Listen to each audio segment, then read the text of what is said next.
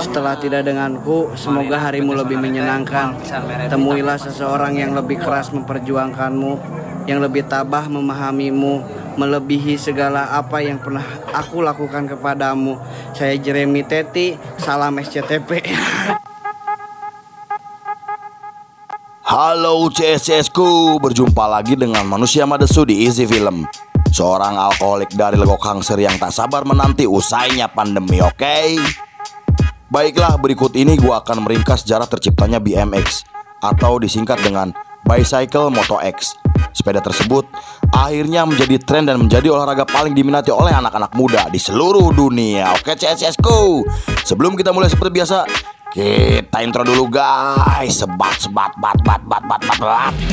Dimanakah kita mencari manusia, membotakkan mata, mengosongkan jiwa. Saya kesunyian, tak lagi kau dengar. Inilah saatnya engkau melihatnya. Ikutlah bersamaku, berjalan bersamaku, dengan apa yang membara, dengan asap bermakna.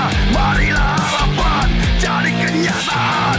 Marilah harapan jadi kenyataan.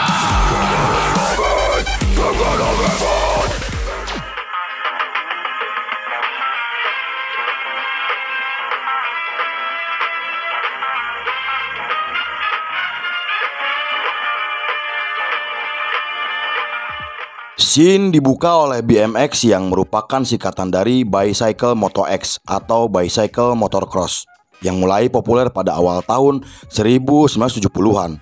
Anak-anak mulai balapan sepeda di trek tanah lengkap dengan obstacle atau rintangan sama seperti trek motocross di California Selatan. Mereka mengambil inspirasi dari olahraga motocross yang sangat populer pada saat itu. Sepeda Swing Stingray menjadi pilihan utama karena mempunyai bentuk rangka yang mirip seperti motocross, ukuran ban 20 inci, stang yang tinggi, tempat duduk yang panjang, dan mudah untuk dimodifikasi agar lebih stabil jika dipakai trek. Selain itu, karena harga sepeda yang relatif terjangkau untuk masyarakat kelas menengah bawah, membuat olahraga tersebut sangat diminati oleh anak muda.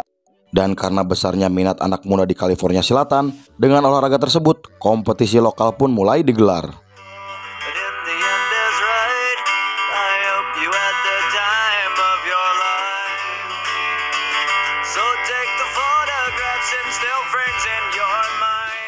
Kemudian, fenomena sepeda menjadi sangat menyebar hingga ke penjuru Amerika setelah kemunculan film dokumenter tentang motocross berjudul On Any Sunday yang tayang di tahun 1971.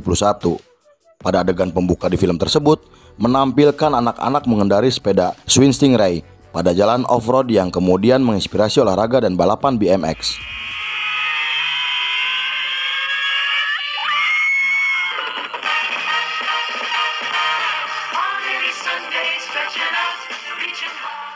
Lalu pada pertengahan dekade tersebut, olahraga BMX mencapai masa puncaknya hingga memiliki banyak peminat. Melihat fenomena tersebut, pabrik sepeda mulai memproduksi sepeda khusus yang dirancang untuk olahraga tersebut. George Esser kemudian mendirikan sebuah organisasi bernama National Bicycle League atau NBL sebagai organisasi non-profit untuk balapan sepeda BMX.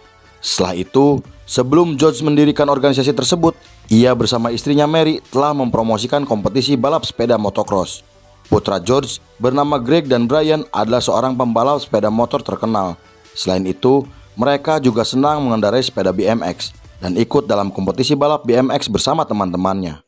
Pada tahun 1974, ketika balap BMX semakin populer di Amerika, sebagian komunitas kecil para pembalap mulai memisahkan diri dari gerakan tersebut. Hal itu disebabkan karena para pembalap BMX sudah merasa bosan dengan atmosfer kompetitif yang monoton. Mereka kemudian mulai berinovasi dengan gaya baru untuk olahraga sepeda BMX.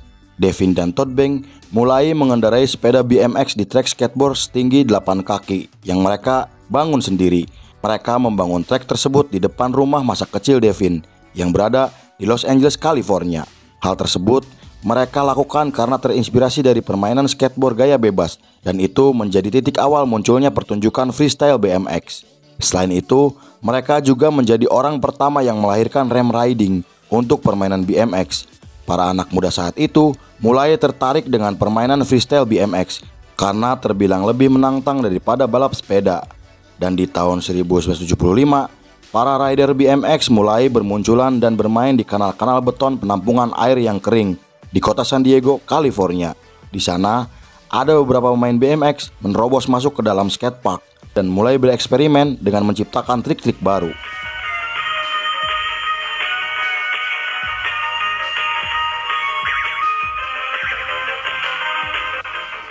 Lalu majalah skateboard kemudian menerbitkan majalah yang menampilkan foto anak-anak yang sedang bermain sepeda BMX di kolam renang yang kosong, dan sejak saat itu atmosfer dari para rider yang bermain di luar skena balap BMX semakin meningkat.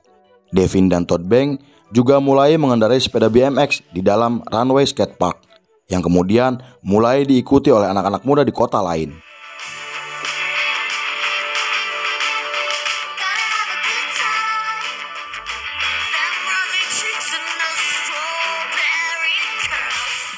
Lalu pada akhir 1976, Bob Horo bersama John Swangen mulai mengendarai sepeda BMX di trek skateboard di daerah Haven, California. Mereka juga mulai menciptakan trik di jalanan datar atau yang lebih kita kenal sebagai flatland. Setelah itu, Bob dan John juga menghabiskan waktu berjam-jam hanya untuk menyempurnakan trik-trik baru yang mereka ciptakan seperti balance trick dan rolling combination. Kemudian karena Bob merasa sepedanya kurang seimbang saat digunakan untuk flatland, ia kemudian modifikasi sepedanya agar bisa lebih seimbang. Bob menggunakan pasak aluminium untuk berdiri agar bisa bergerak dengan posisi yang lebih aneh.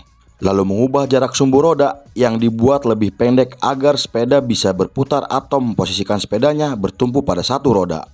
Pada tahun 1977, peminat olahraga BMX mulai mencapai puncaknya. Beberapa daerah kemudian memberi fasilitas untuk para rider sepeda freestyle BMX. Seperti di daerah California Selatan, pemerintah membangun tempat khusus untuk mereka di beberapa skatepark.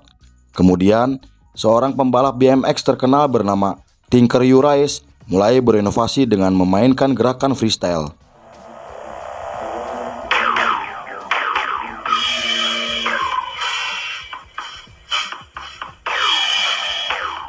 Selain itu, William yang lebih dikenal sebagai Crazy Lazy juga mulai memainkan freestyle BMX. Dan beberapa pembalap sepeda BMX juga kemudian beralih ke freestyle BMX karena olahraga tersebut semakin populer pada saat itu.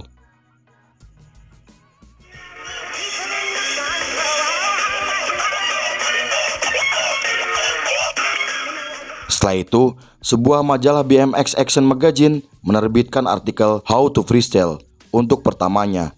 Di sana, majalah tersebut menampilkan seorang pemain freestyle BMX terkenal bernama Bob Horo yang sedang melakukan trik stunt rod. Selain itu, para pengendara sepeda BMX juga melakukan demonstrasi freestyle selama kompetisi skateboard di Surf Skatepark yang berada di daerah Utah.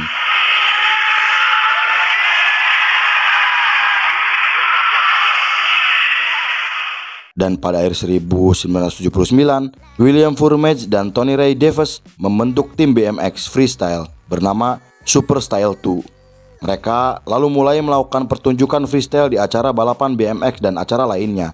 Tim tersebut mulai dikenal banyak orang hingga diundang untuk tampil di beberapa acara besar. Dan dengan kesuksesan tim tersebut, tim-tim BMX freestyle terorganisir lainnya mulai bermunculan hingga ke seluruh Amerika. Meski begitu, ada beberapa pemain BMX yang lebih memilih untuk individu. Kemudian muncullah skena baru bernama BMX Street. Hal itu disebabkan karena para pemain BMX freestyle mulai bosan untuk bermain di skatepark. Mereka memilih bermain di jalanan karena medan yang lebih menantang. Mereka juga memanfaatkan ruang perkotaan dan fasilitas publik seperti pegangan tangan, tangga, kursi taman, dan lain-lain untuk menciptakan trik baru. Para pemain BMX Street memodifikasi sepeda mereka dengan mengubah jarak sumbu roda yang lebih pendek agar memudahkan para pemain untuk bermanuver. Salah satu pemain BMX Street yang paling terkenal bernama Gary Trainor. Ia telah memenangkan 3 medali emas di X Games dan 2 kali penghargaan di Ride BMC Nora Cup.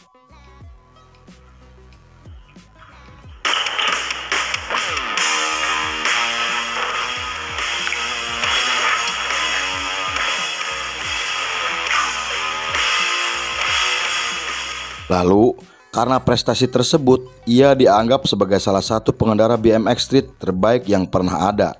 Kemudian pada tahun 1982, Bob Morales mendirikan sebuah organisasi bernama American Freestyle Association atau IFA Organisasi tersebut dibentuk sebagai badan pengatur pertama untuk olahraga freestyle BMX. Selain itu, Bob Osborne juga mendirikan majalah bernama Freestyling Magazine. Majalah tersebut dibuat khusus hanya untuk freestyle BMX. Lalu, karena kepopuleran olahraga BMX yang sangat besar dan sangat diminati oleh anak muda, perusahaan sepeda mulai kembali membuat dan merilis sepeda model baru, komponen dan aksesoris yang dirancang khusus untuk freestyle.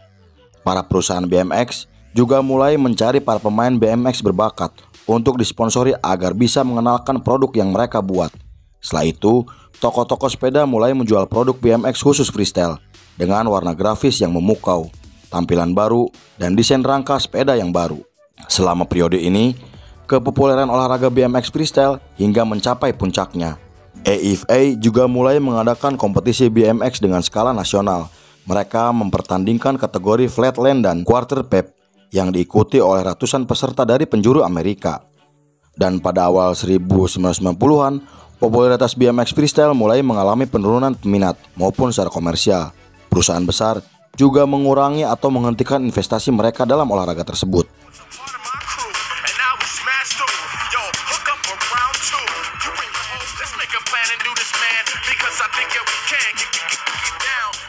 Namun, popularitas BMX freestyle di negara-negara lain semakin populer, dari Eropa hingga Asia. Di sana, olahraga BMX telah menjadi bagian dari organisasi Union Cycle International sejak tahun 1993. Organisasi tersebut mulai membangun kompetisi-kompetisi BMX di seluruh dunia untuk menyalurkan bakat anak-anak muda.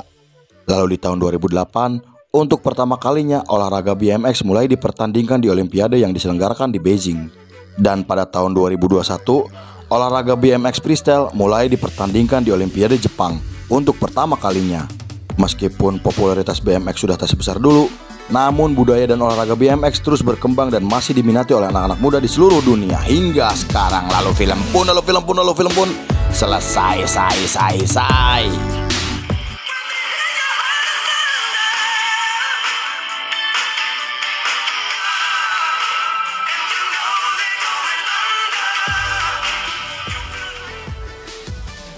Bersepeda banyak dipilih sebagai solusi untuk menyalurkan hobi sekaligus berolahraga. Lantaran dengan berolahraga imunitas tetap terjaga. Bye, tukang cuangki. Oke, go. Terima kasih sudah menyaksikan film ini hingga selesai. Saya beserta jajaran berandal malam kembali pamit undur diri. Sampai jumpa di film berikutnya. Bye.